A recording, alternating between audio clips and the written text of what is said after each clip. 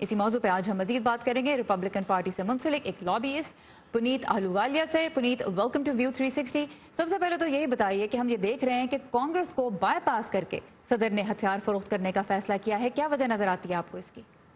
समरा, good morning. पहली तो चीज़ ये है कि प्रेसिडेंट ट्रंप ने आज से नहीं, इतने कुछ महीनों से, और सेक्रेटरी पोम्पेओ ने चाहा है कि ये वेपन्स की क्लियरेंस हो और उसको कांग्रेस पास करे, और वी कैन जो हमारे एलाइज हैं, जो जीसीसी के मेंबर्स हैं और सऊदी कंट्रीज़ और जॉर्डन है, इनको ये हथियार इमीडिएटली जाएं, जो काफ़ी देर से इनकी बातचीत चल रही थी।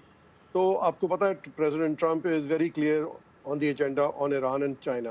तो उन्होंने एक तरह से प्रेशर और दबाव डालने के लिए ये इसको इमीडिएटली इसको कहा कि इसको पुश करें और ये क्लियर करें। लेकिन एक तो देखिए, उन्होंने कांग्रेस को बायपास किया क्योंकि ये कांग्रेस जो है वो इस तरह के डील्स को डिस्कस करती है और उन पर डिसाइड करती है कि whether they'll go through with this or not। अब हम ये देख रहे हैं कि कांग्रेस के जो मेंबर्स हैं वो ये भी खबरदार कर रहे हैं कि एक छोटी सी गलती भी ईरान के साथ किसी बड़ी जंग को छेड़ सकती है। तो ऐसी सूरत हाल में खित्ते में मजीद हथियार भेजना, उस रीजन में मजीद वेपनरी ऐड करना क्या नुकसानदेह साबित नहीं हो सकता? समझा, देखिए, एक तो कांग्रेस जो भी फिलहाल जो डेमोक्रेटिक कंट्रोल है, देयर मेन फोकस इज की प्रेसिडेंट ट्रंप की जो एजेंडा है एंड उसको बिल्कुल to be a Congress of no and a party of no, तो वो उनका फोकस है। एंड साथ ही साथ प्रेसिडेंट ट्रंप, आप देख रहे हैं कि he is pulling his troops out. He is not a war mongering president. वो चाहते हैं एक तरह से प्यार से समझौता हो जाए बातचीत से, और ये बातचीत जो हो रही है बहुत बढ़िया हो रही है और अच्छी चल रही है। और एक ही साथ हमारी जो इकॉनमी है, हमारे जो पार्टनर्स हैं जिनको डिफेंस के हथियार जो चाहिए, अगर हम नहीं देंगे तो उनको कोई और देगा। और आप देख रहे हैं कि चाइना भी काफ़ी एग्रेसिवली और other countries who are not our allies are pushing those weapons on the countries who are our allies. So it is an economic, it's a defense, it's also a deterrence, it's a magnitude of everything, and that's what President Trump is.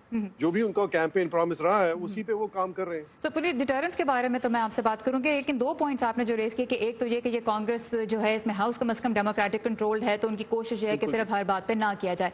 लेकिन the fact is कि Yemen की जो जंग है उसमें Saudi अरब की हिमायत खत्म करने के बारे में पूरी कांग्रेस ने, सेनेट जहां पे रिपब्लिकन्स की मेजॉरिटी है उन्होंने भी इसी रेजोल्यूशन के हक में वोट दिया, और हाउस जहां पे डेमोक्रेट्स की इस वक्त अक्सरियत है उन्होंने भी इसी पे वोट दिया। और सदर ट्रंप ने फिर कहा कि उन्होंने उस रेजोल्यूशन को वीटो कर दिया और यही कहा कि नहीं, वो यमन में किसी किस्म की अमेरिका की पॉलिसी को चेंज नहीं करेंगे। तो जहां तक ये नो वाली बात है आपकी, इसमें तो जो रिपब्लिकन सेनेट है उसने भी अपने डेमोक्रेट्स का ही जो साथी हैं उनका साथ दिया और ट्रंप एडमिनिस्ट्रेशन से कहा कि वो यमन की पॉलिसी चेंज करें।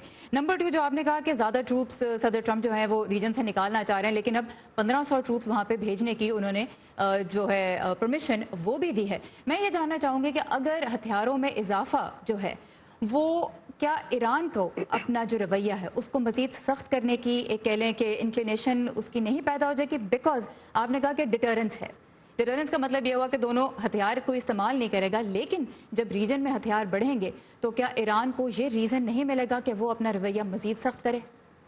देखिए, 40 साल से ईरान ने अपना रवैया बिल्कुल चेंज नहीं किया। वो तो बस अपनी प्रॉक्सी वॉर कर रहे हैं यहाँ से वहाँ से, और कभी भी सऊदी अरेबिया और ईरान के बीच में लड़ाई आज तक हमने देखा कभी हुई नहीं है directly, but indirectly Iran has been trying to sabotage जो हमारी अमेरिकन इंटरेस्ट है around the region and to destabilise the region. ये तो हमें पता है और it's always been there.